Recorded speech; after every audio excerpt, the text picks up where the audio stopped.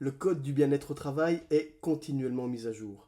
On l'a vu dernièrement, en mai 2024, le livre 8 relatif à l'ergonomie sur les lieux de travail a rajouté des dispositions intéressantes, notamment sur l'analyse de risque, je vais vous en parler un petit peu après.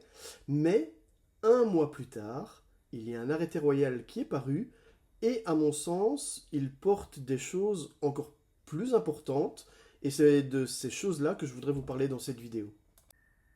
Donc, je vous le disais, le livre 8 relatif à l'ergonomie sur le lieu de travail a été mis à jour. Il y a eu un nouveau titre qui a été ajouté pour des dispositions diverses et qui prévoit un peu plus explicitement que l'employeur doit réaliser une analyse des risques musculo-squelettiques sur le lieu de travail. Le code du bien-être au travail prévoit des facteurs de risque biomécaniques, ils sont listés.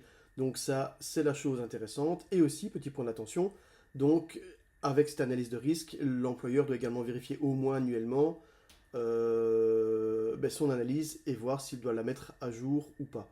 On a le petit lexique que vous voyez ici à côté de moi, qui rajoute entre autres la définition des risques musculo-squelettiques, troubles musculo-squelettiques. Et petite particularité, c'est une question que je me suis posée depuis très longtemps déjà, on parle beaucoup des risques psychosociaux, mais on ne parle pas des troubles psychosociaux, alors qu'ici, pour l'ergonomie, on fait bien la distinction entre le risque musculo-squelettique et les troubles musculo-squelettiques. Enfin, c'est pas le plus important. Maintenant, je vais vous parler de moi, ce qui m'intéresse un petit peu plus dans la dernière mise à jour. Alors, moi, ce qui m'a le plus scotché dans cet arrêté royal qui est paru en juin 2024, c'est que très souvent dans le code du bien-être au travail, lorsqu'il y a santé et sécurité, on a remplacé ces termes-là par le terme bien-être.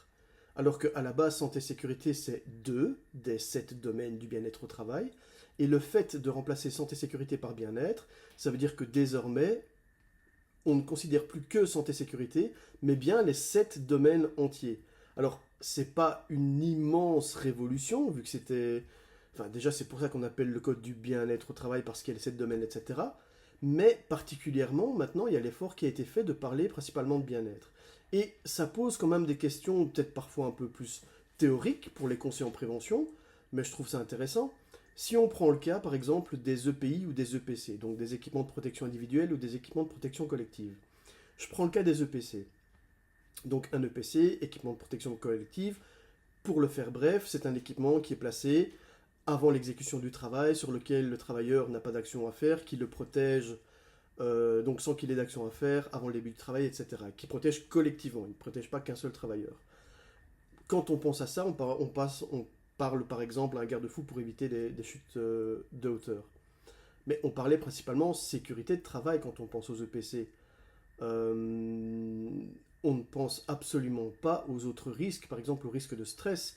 Mais si maintenant un EPC est là pour protéger les travailleurs contre les dangers qui peuvent menacer leur bien-être, ça veut dire que des EPC, c'est aussi des équipements qui permettent aux membres du personnel de ne pas stresser, vu que le stress rentre dans les aspects psychosociaux qui sont un des domaines du bien-être au travail.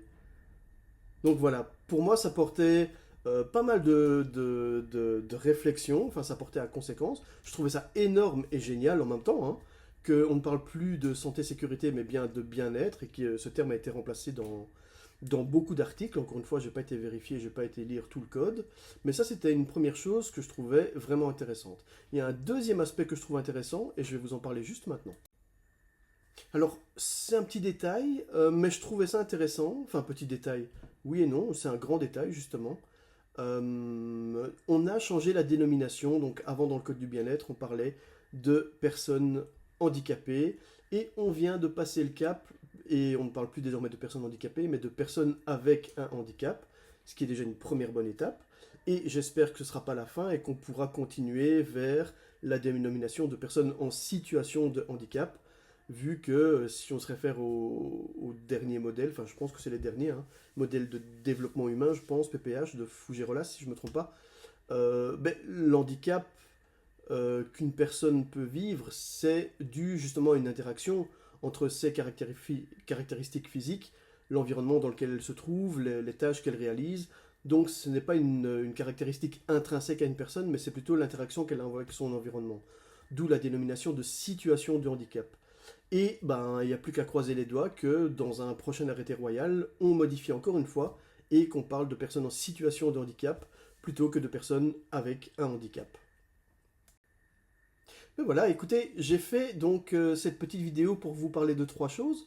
Premièrement, j'ai fait un petit topo sur la mise à jour du livre 8 du Code du bien-être au travail relatif à l'ergonomie sur les lieux de travail. Ensuite, je vous ai parlé du fait que les termes de santé et sécurité étaient changés en bien-être dans le Code du travail, ce qui implique beaucoup de choses. Ça veut dire que désormais, vraiment, lorsque l'on réalise nos analyses de risque, lorsqu'on prévoit un équipement, on doit penser à l'ergonomie, on doit penser aux aspects psychosociaux encore plus qu'avant. Donc ça, je trouve que c'est génial. Et enfin, le changement de dénomination de personnes handicapées qui est devenu personne avec un handicap. Et on espère bientôt qu'on parlera de personnes en situation de handicap.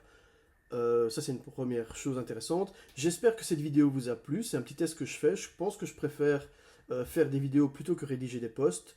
Donc, dites-moi en commentaire si ça vous plaît et si ça vous intéresse que j'en fasse d'autres. Et si vous avez des idées, faites-moi en part. Ciao!